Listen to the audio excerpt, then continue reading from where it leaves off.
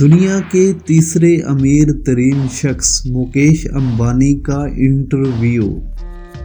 مکیش امبانی کہتے ہیں، دنیا میں نوکری کرنے والا کوئی بھی خوشحال نہیں ہو سکتا۔ کامیابی اور ترقی کا تعلیم سے کوئی تعلق نہیں۔ اگر تعلیم کے ذریعے پیسہ کمایا جا سکتا تو آج دنیا کا ہر پروفیسر ارب پتی ہوتا۔ دنیا میں ہمیشہ مڈل کلاس لوگوں نے ترقی کی ہے۔ یہ لوگ وقت کی قدر اور قیمت سمجھتے ہیں۔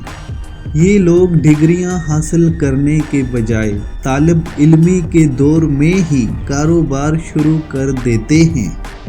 میں اپنی زندگی میں کبھی کالج یا یونیورسٹی نہیں گیا۔